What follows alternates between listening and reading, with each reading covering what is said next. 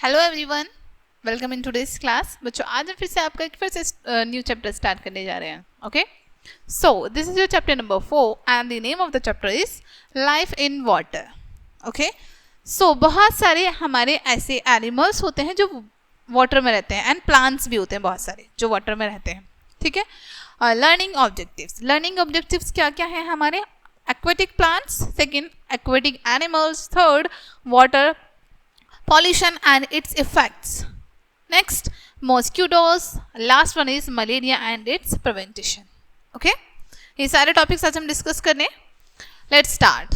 We know that living beings are found in all possible places on the earth. ठीक है, हम ये बात बहुत अच्छे से जानते हैं कि जो लिविंग बीइंग है यानी जितने भी जीव जंतु हैं, जीवित प्राणी हैं, वो सभी अर्थ के हर जगह पर पाए जाते हैं।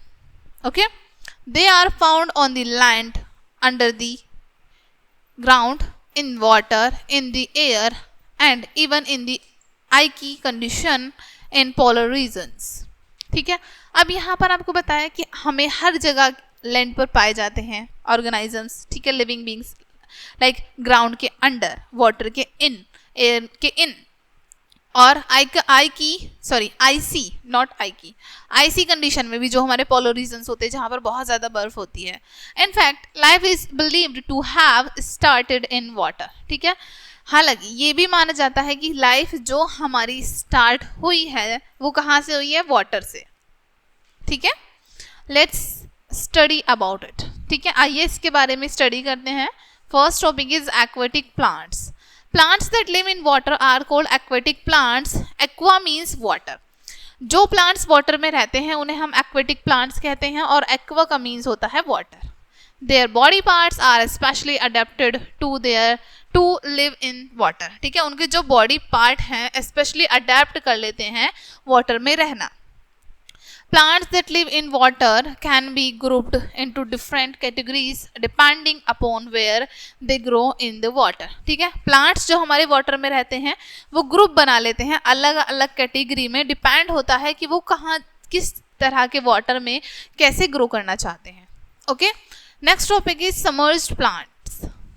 These plants remain under water. ये plants हमारे water के अंदर रहते हैं। Their roots are fixed to the soil at the bottom of the water. ठीक है, इन प्लांट्स की जो रूट होती हैं वो सॉइल में फिक्स्ड होती हैं बॉटम ऑफ द वाटर में, यानी कि बिल्कुल वाटर के बॉटम में नीचे। The complete plant including stems and leaves remain under the water. पूरा ही प्लांट, उसकी रूट्स, स्टेम्स, लीव्स सभी वाटर के अंडर होती हैं। They have narrow leaves. इनकी लीव्स बहुत नैरो होती हैं, पतली पतली होती हैं। Common example are hydrilla and vallisneria. ठीक है, नेक्स्ट फ्री फ्लोटिंग प्लांट्स। अब कुछ प्लांट्स आपने देखा होगा वाटर के ऊपर फ्लोट करते रहते हैं, राइट? उनको हम फ्री फ्लोटिंग प्लांट्स कहते हैं। Many plants float freely in and on water. कुछ प्लांट जो है हमारे वाटर के इन और वाटर के ऊपर फ्रीली फ्लोट करते हैं। They float because they are extra light with spongy और air filled parts. ठीक है, अब ये float क्यों करते हैं, तैरते क्यों हैं? क्योंकि ये बहुत ज़्यादा लाइट वेट होती हैं, स्पॉन्जी होती है, इनमें एयर फिल होती है, इस वजह से। ठीक है, the small size and the lightness of the duckweed make it float on water. ठीक है, अब जो duckweed है ये duckweed है। ठीक है, this is water hyacinth. ठीक है, अब जो duckweed का प्लांट होता है वो बहुत छोटा होता है। ठीक है, और उसमें एयर भी फिल होती है। ओके, इस वजह से वो वाटर के ऊपर फ्लोट करता है। Water hyacinth has swelling on the leaves which are filled with air. ठीक है, वाटर हाइसिंथ आपने देखा होगा, ठीक है, कहीं पे भी इजीली दिख जाता है। ओके, इसकी जो लीव्स होती हैं वो स्वेलिंग होती है जिसमें एयर फिल्ड होती है। Okay, this caps that plant afloat. इससे क्या होता है, प्लांट्स हमारा फ्लोट करता है, तैरता है। Okay, jussiaea has with white spongy roots which help it to float. ठीक है, जो हमारा जेसियाई प्लांट है उसके स्पॉन्जी रूट्स होती हैं जो उसे हेल्प करती हैं फ्लोट करने में। ठीक है, next rooted floating plant. plants. These plants are found on the surface of the water, but their roots are fixed in the soil inside the water. Example lotus, water lily. ठीक है, अब ये plants कौन से होते हैं? ये plants हमारे water के surface पर हम देख सकते हैं, but इनकी जो roots होती हैं वो water के अंदर fixed होती हैं, जैसे lotus and water lily.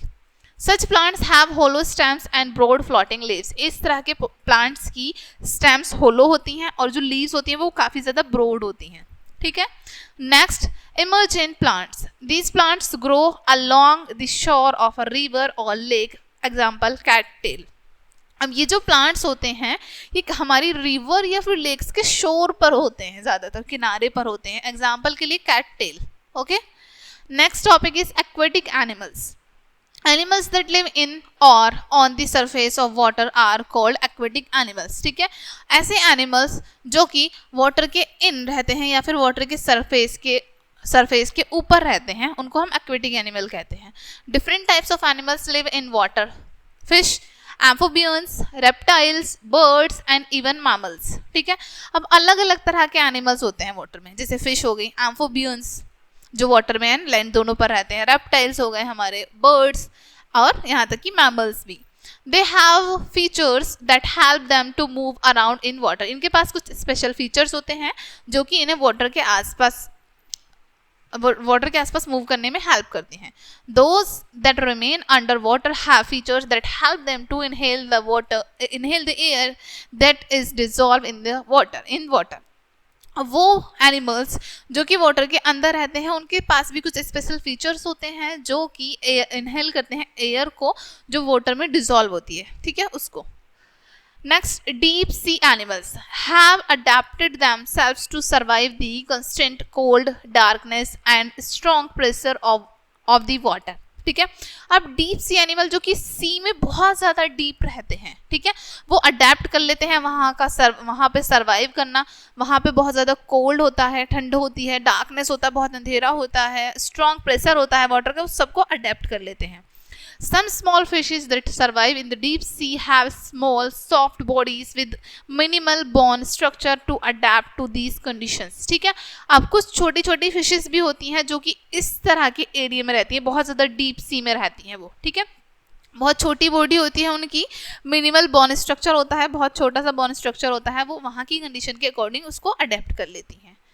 Okay, many deep sea fishes are able to generate their own light. अब कुछ डीप सी फिशेस एबल होती हैं खुद से लाइट को जनरेट करने में. For example, the angler fish has long filament with a light on the end dangling over the top of their head. Example के लिए यहाँ पर आपको एक फिश बताइए, एंगलर फिश. ठीक है, अब ये क्या होती है, लॉन्ग फिलामेंट होता है इसके पास, with a light of and dangling over the top of their head. इसके हेड के ऊपर एक बना होता है लाइट के लिए, टॉप, बिल्कुल हेड के टॉप पे लाइट होती है इसमें. ठीक है, ये जो कि इसने खुद से अडेप्ट किया है, खुद से जनरेट किया है. Other fishes mistake the light for small prey and swim into the angler's mouth with their where they quickly eaten by angler. ठीक है, अब कुछ छोटी छोटी फिशेस जो होती हैं वो मिस्टेक कर देती हैं, वो एंगलर को उसकी लाइट को देखकर समझ लेती हैं कि वो कोई उनका प्रे है, उनका शिकार है, कि उसको ईट कर सकती है. वो वहाँ पर जाती है, एनिमल्स के मुंह में जाती हैं और एनिमल्स जो है उसको क्विकली ईट कर लेती है. ठीक है, एंगलर जो है उसको क्विकली ईट कर लेती है. Okay, next, the archfish eat insects that lives above the surface of the water. ठीक है, अब जो आर्क फिश होती हैं वो इंसेक्ट्स को ईट करती हैं जो कि वाटर की सरफेस के ऊपर होते हैं. इन other to reach the insects, the arkfish spits a drop of water from its mouth and knocks the insects into the water. अब दूसरी तरफ देखें, in order to reach the insect, अब वो insects तक पहुंचती कैसे हैं? जो arkfish हैं वो archfish spit a drop of water, यानी कि वो अपने माउथ से निकालती रहती है वाटर को, बार बार बाहर निकालती रहती है और नॉक कर लेती है इंसेक्ट को, यानी जैसे ही इंसेक्ट आता है उसको नॉक कर देती हैं वाटर में. This fish has perfect aim every time. और इस फिश का जो एम होता है हर टाइम परफेक्ट होता है. Some fishes that live in dark water of caves are blind. अब कुछ फिशेस जो कि डार्क वाटर में रहती हैं या केव में, वो ब्लाइंड होती हैं. Most fishes eat other fishes that are smaller than themselves. अब कुछ फिशेस जो हैं, ज़्यादातर जो फिशेस हैं बेसिकली वो अपने से छोटी फिशेस को ईट कर लेती हैं. The smallest fishes eat tiny plants and animals in the water called plankton. Okay, तो यहाँ पर आपको बताया है जो स्मॉलेस्ट फिश होती हैं वो टाइनी प्लांट्स को ईट करती हैं या फिर एनिमल्स को, ओके, वाटर में, जिसको हम कहते हैं plankton. Not plankton, it's plankton. Okay, next, water pollution and it's effects. Water pollution is caused due to both natural and man-made factors. ठीक है, अब जो हमारा वाटर पॉल्यूशन है वो दोनों तरीके से होता है, नेचुरली भी और मैन मेड फैक्टर से भी. An important natural polluting factor is storm. ठीक है, अब एक इम्पॉर्टेंट आपको नेचुरल पॉल्यूटिंग फैक्टर बताया है कि नेचर जो है वो खुद से पॉल्यूट खुद को कैसे करता है. उसका एक कारण क्या है? स्टॉर्म, तूफान. Storms usually cause mud, soil and other harmful particles to dissolve in water. Storms में आमतौर पर क्या होता है, स्टॉर्म्स जब आते हैं वो अपने साथ बहुत सारी मड लेके आते हैं, ठीक है, हार्मफुल पार्टिकल्स लेके आते हैं और वो वाटर में डिसॉल्व हो जाते हैं. In this manner water becomes unfit for consumption. ठीक है, अब इस तरीके से जो वाटर है हमारा वो कंजप्शन के लिए अनफिट हो जाता है.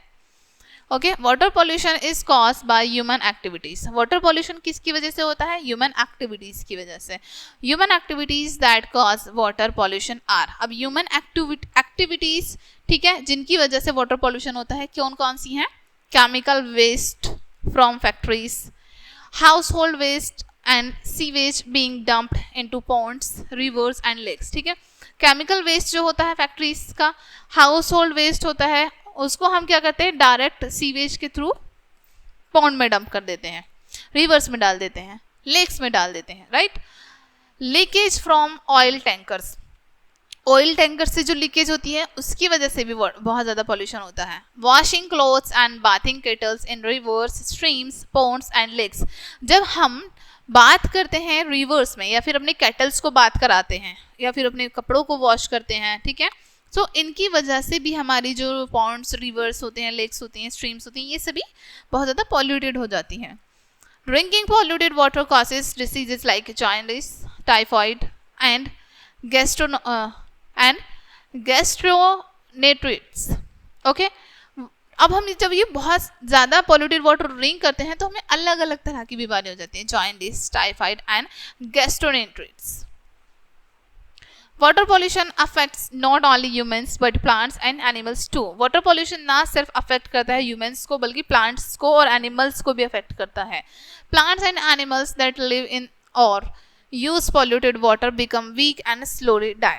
अब प्लांट्स एंड एनिमल्स जो कि यूज करते हैं पॉल्यूटेड वाटर को वो धीरे धीरे वीक होते हैं और स्लोली डाई हो जाते हैं. Due to the presence of pollutants in water, plants are unable to prepare their food. ठीक है, अब वाटर में pollutants जो होता है उसकी वजह से जो प्लांट्स है वो अनेबल हो जाते हैं अपना फूड प्रिपेयर करने में. देयर ग्रोथ इज अफेक्टेड, उसके बाद उनकी ग्रोथ पर अफेक्ट पड़ता है.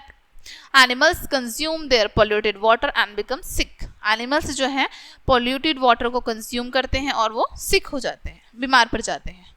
Next, mosquitoes. Mosquitoes do not live in water but water has an important role to play in their life cycle. Mosquitoes water में नहीं रहते हैं बट वाटर जो है उनकी लाइफ साइकिल का एक बहुत ही इंपॉर्टेंट रोल प्ले करता है. Mosquitoes lay eggs in stagnant water, for example in ponds. Water collected in tyres, buckets, uncovered tanks, drains, water coolers, etc. अब यहाँ पर आपको क्या बताएं कैसे जो मॉस्किटोज होते हैं वो अपने एग्स को स्टैग्नेंट वाटर में यानी कि जो रुका हुआ पानी होता है उसमें देते हैं. ठीक है, अब एग्जाम्पल जैसे एक पॉन्ड है, उसमें पानी आता जाता नहीं है, वो ऐसे ही इकट्ठा हुआ है एक जगह पर है. ठीक है, वो पानी हो गया कलेक्टेड. जैसे टायर्स हैं, टायर्स में वाटर है बहुत टाइम का, बकेट्स में वाटर है और कवर्ड नहीं है, टैंक्स, ट्रेन्स, कूलर्स, इन सभी में जो लंबे टाइम का वाटर होता है उसमें मॉस्किटोज अपने एग दे देते हैं. When a mosquito lay an egg, the egg changes into larva that float in water. ठीक है, जब मॉस्किटो अपने एग वाटर में देते हैं तो वाटर के वो क्या होते हैं, एग्स लार्वा में चेंज होते हैं और लार्वा फ्लोट करते हैं वाटर में. Within a few days, the larva changes to pupa and finally a new mosquito is born. और कुछ ही दिनों में लार्वा जो है प्यूपा में चेंज हो जाता है और प्यूपा जल्दी ही एक मॉस्किटो बन जाता है और इस तरीके से एक मॉस्किटो बॉर्न हो जाता है. Okay. The females of most species of mosquitoes have piercing and sucking mouth part. ठीक है. जो फीमेल्स होती हैं मॉस्किटोज में, जो फीमेल होती है मॉस्किटो, वो ज़्यादातर सकिंग करती हैं अपने माउथ पार्ट से ब्लड को. Okay. They must have warm animal blood at least once before their acts and can even properly. ठीक है. अब जो ये कैसे एनिमल्स होते हैं, वार्म ब्लडेड एनिमल्स होते हैं. ठीक है. और ये एक बार अपने एग्स को डेवलप होने से पहले ऐसा ज़रूर करते हैं. ठीक है. The mails can not pierce skin and they fed upon fruits and plants juices. जो मेल होते हैं मेल मॉस्किटो जो होते हैं वो पियर्स नहीं करते हैं स्किन पे, हमारी स्किन पे काटते नहीं हैं. ठीक है. और वो कैसे फीड अप करते हैं खुद को, फ्रूट्स ईट करते हैं, प्लांट्स जूस लाइक दिस. ठीक है. Female anopheles mosquitoes carry a single called parasite that causes malaria when they bite a person. जो फीमेल एनोफ्लिन मॉस्किटोज होती हैं वो कैरी करती हैं सिंगल पैरासाइट को जिसकी वजह से मलेरिया होता है. ठीक है. किसी भी पर्सन को. Dengue is caused by the bite of aedes aegypti mosquito which breeds in clear water. ठीक है. अब डेंगू कैसे होता है, जब हमारा ये मॉस्किटो आइडिस एजम्फाइट मॉस्किटो, ठीक है, जब ये बाइट करता है किसी को भी, और ये कैसे ब्रीड करता है, क्लियर वाटर में. Okay. Next, malaria and it's prevention. Malaria is a disease caused by mosquitoes. Malaria एक ऐसी बीमारी होती है जिसकी वजह से जो मॉस्किटोज की वजह से होती है. ठीक है. माला मीन्स बैड एंड आरिया मीन्स एयर. ठीक है. माला मीन्स बैड बुरा और आरिया मीन्स होता है एयर हवा. Together they mean bad air. दोनों मिलकर क्या हो गया, bad air. Okay. It was called Marsh fever because it occurred more in place than that were near marshy ponds, puddles or stagnant water. Okay, it is called marsh fever because इसको हम marsh fever कहते हैं. क्यों? क्योंकि ये होता है जब ज़्यादातर जगह पर मार्शी एरिया होता है, दलदली क्षेत्र होते हैं, जैसे पॉन्ड्स हो गए, पडल्स हो गए, स्टैगनेंट वाटर हो गए. ओके.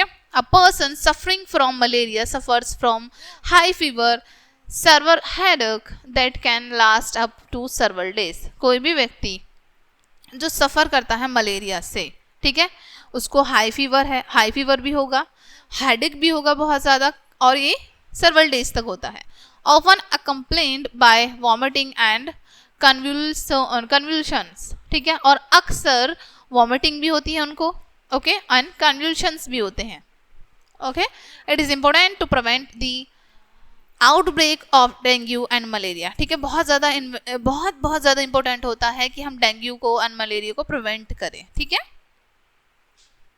या this can be done by following some easy steps. और ऐसा हम कैसे कर सकते हैं, do not allow water to stagnate in and around the house. आपको अपने घर के अंदर, घर के बाहर वाटर को एक जगह कलेक्ट नहीं होने देना है. Change water in water coolers every 2 or 3 days. आपको जो वाटर कूलर का जो वाटर है वो 2-3 days में चेंज करना है. Wear clothes that cover your arms and legs during those months in which malaria is the most widespread. ठीक है. अब जिस मंथ में मलेरिया सबसे ज़्यादा वाइडली स्प्रेड करता है उस मंथ में आपको ट्राई करना है कि अपने पूरे हैंड्स कवर होने चाहिए क्लॉथ से, पूरे लेग्स कवर होने चाहिए. Take anti-malaria medicines like quinine to protect yourself from the diseases. ठीक है. एंटी मलेरिया मेडिसिन आपको लेनी है, जैसे quinine. Keep your surroundings clean. आपको अपना आसपास का एरिया क्लीन रखना है. Spray DDT around the area where mosquitoes could breed. जहाँ पर मॉस्किटो ब्रीड कर सकते हैं वहाँ पर आपको DDT का स्प्रे करना है. ओके डियर स्टूडेंट्स, सो ये चैप्टर आपका यहीं पे एंड होता है. आई होप सो ये चैप्टर आपको काफ़ी अच्छे से समझ आया होगा. मिलते हैं नेक्स्ट वीडियो में. And thanks for watching.